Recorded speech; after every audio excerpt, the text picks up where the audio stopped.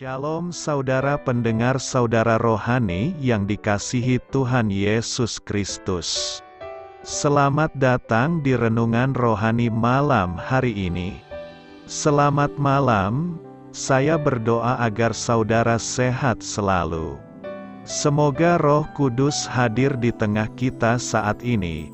Sebelum kita mulai renungan malam ini, marilah kita bersama-sama berdoa. Bapa kami yang di surga, Bapa di dalam nama Tuhan Yesus Kristus, kami sungguh mengucap syukur, ya Tuhan, oleh karena Engkau sangat baik buat kami. Engkau ada bersama kami dan menopang hidup kami di siang hari dan di malam hari. Engkau ada bersama-sama dan menyertai kami. Tuhan, kami memuji dan bersyukur kepadamu pada malam hari ini, kami masih bisa berkumpul di rumah kami yang kecil ini. Tuhan, saat ini kami hendak mendengarkan firman-Mu. Berilah pengetahuan dan bimbinglah hamba-Mu ini agar apa yang Engkau firmankan dapat bekerja sesuai kehendak-Mu. Buat kami jemaat-Mu, bukalah hati dan pikiran kami untuk mendengar dan menerima firman-Mu. Kiranya firman-Mu ini dapat menjadi berkat bagi kami. Berbicaralah Tuhan, kami sudah siap menerima firman-Mu. Di dalam nama Tuhan Yesus Kristus kami berdoa dan mengucap syukur. Amin. Sahabat pendengar, pembacaan ayat emas Alkitab renungan kita malam hari ini dengan nats pilihan kita adalah, "Dan berada dalam Dia bukan dengan kebenaranku sendiri karena mentaati hukum Taurat, melainkan dengan kebenaran karena kepercayaan kepada Kristus, yaitu kebenaran yang Allah anugerahkan berdasarkan kepercayaan."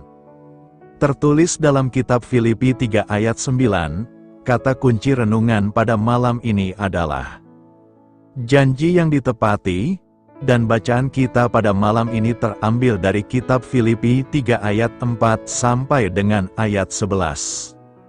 Sekalipun aku juga ada alasan untuk menaruh percaya pada hal-hal lahiriah, jika ada orang lain menyangka dapat menaruh percaya pada hal-hal lahiriah, aku lebih lagi, disunat pada hari ke-8, dari bangsa Israel, dari suku Benyamin, orang Ibrani asli, tentang pendirian terhadap hukum Taurat aku orang Farisi, tentang kegiatan aku penganiaya jemaat, tentang kebenaran dalam mentaati hukum Taurat aku tidak bercacat.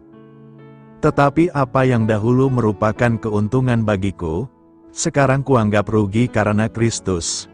Malahan segala sesuatu kuanggap rugi, karena pengenalan akan Kristus Yesus, Tuhanku, lebih mulia daripada semuanya. Oleh karena Dialah aku telah melepaskan semuanya itu dan menganggapnya sampah, supaya aku memperoleh Kristus, dan berada dalam Dia bukan dengan kebenaranku sendiri karena mentaati hukum Taurat, melainkan dengan kebenaran karena kepercayaan kepada Kristus, yaitu kebenaran yang Allah anugerahkan berdasarkan kepercayaan. Yang ku kehendaki ialah mengenal Dia dan kuasa kebangkitannya dan persekutuan dalam penderitaannya, di mana aku menjadi serupa dengan Dia dalam kematiannya, supaya aku akhirnya beroleh kebangkitan dari antara orang mati. Terambil dari kitab Filipi 3 ayat 4 sampai dengan ayat 11.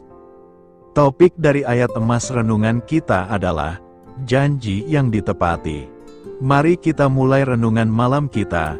Untuk memulai hal baik, serahkanlah segala sesuatu hanya kepada Tuhan. Mari kita mulai segmen kisah inspiratif. Pada tahun 1988, kandidat Presiden George H.W. Bush berpidato di konvensi nasional partainya dan berkata, "Baca bibirku, tidak ada pajak baru." Itu adalah janji, dan dia bersungguh-sungguh, tetapi janji bisa sulit ditepati, dan ada kalanya bahkan niat terbaik pun harus menyerah pada kenyataan yang suram. Kemudian, ketika menghadapi defisit anggaran, Pemerintahan Bush mengizinkan pajak tertentu untuk dinaikkan. Presiden Bush tidak terpilih kembali. Janji yang dilanggar menjadi faktor kunci dalam kekalahannya. Banyak orang membuat janji kepada Tuhan hanya untuk menemukan bahwa mereka tidak dapat menepatinya. Aku bisa berbuat lebih baik. Aku tidak akan melakukan itu lagi. Itu terakhir kalinya aku akan melakukan dosa itu. Meskipun mereka tidak diragukan lagi bermaksud baik, janji-janji seperti itu pasti akan gagal. Dalam Filipi 3 ayat 9, Paulus memahami inti bagaimana seseorang dapat menjalani kehidupan Kristen yang sukses. Kesalehan bukanlah hasil dari upaya sungguh-sungguh orang berdosa untuk berusaha berbuat lebih baik. Paulus tahu bahwa kebenaran yang dibutuhkannya adalah kebenaran Kristus, satu-satunya kebenaran yang dapat membukakan baginya pintu-pintu gerbang surga. Paulus menjelaskan bahwa satu-satunya cara ia bisa mendapatkan kebenaran Allah adalah melalui iman, bukan dengan berusaha lebih keras atau dengan melakukan yang terbaik. Itu tidak berarti tidak ada upaya yang harus dilakukan dalam menjadi seorang Kristen. Tetapi upaya terbesar yang dapat kita lakukan dalam pengalaman Kristen kita adalah upaya untuk berserah kepada Allah dan mengizinkan Dia menjadikan hati kita miliknya. Pencobaan harus dilawan, dan diri sendiri harus ditolak. Tetapi itu hanya dapat terjadi melalui kehadiran Yesus yang berdiam di dalam dirinya. Mereka yang menyerahkan hidup mereka kepada Allah menerima kebenaran Kristus, satu-satunya jenis kebenaran yang membuat orang percaya melakukan kebaikan kekal. Janji yang dibuat kepada Allah adalah janji yang tidak layak dibuat. Tuhan tidak ingin saudara membuat janji kepadanya. Dia ingin saudara mempercayai janji-janji yang Dia buat kepada saudara. Beritakanlah Injil kepada segala makhluk. Hormatilah semua orang. Selamat beristirahat malam dalam kasih setia Tuhan. Doa saya menyertai saudara sekalian. Mari bertumbuh dalam iman bersama saudara rohani. Saya memberkati Anda agar sewaktu Anda mencarinya dari Dia, Bapa Surgawi Anda akan memberikan bagi Anda roti harian Anda, dalam nama Yesus Kristus. Tuhan yang berkuasa atas alam semesta dan menuntun kita kepada iman yang menyelamatkan. Tuhan Yesus menyertai senantiasa. Terima kasih sudah berkenan mendengarkan renungan malam saudara rohani. Tuhan memberkati. Amin.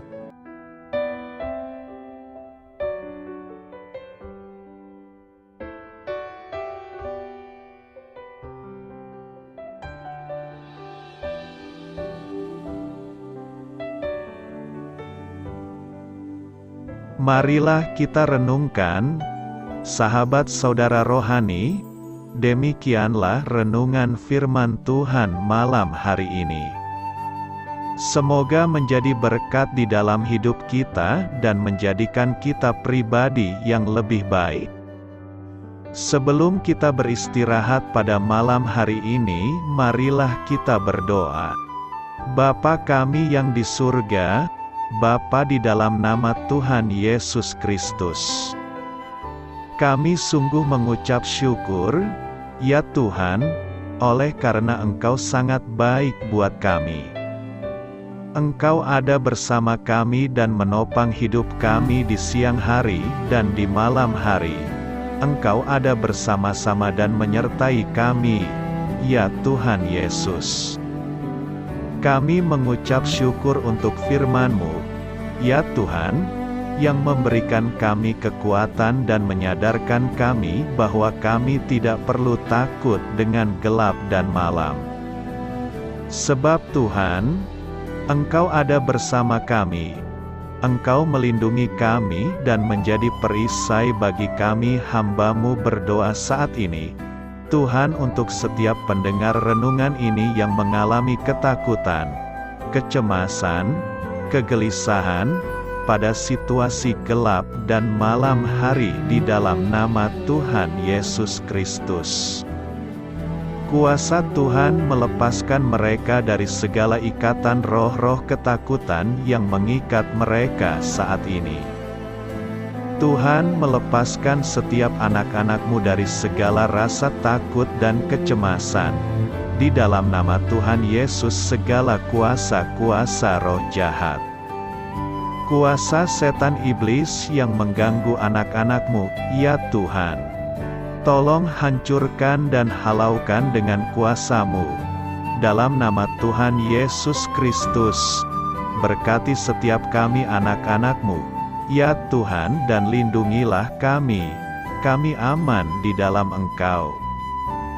Ya Tuhan, penuhilah setiap hati kami dengan keberanian, damai sejahtera, dan sukacita serta ketenangan yang dari Tuhan.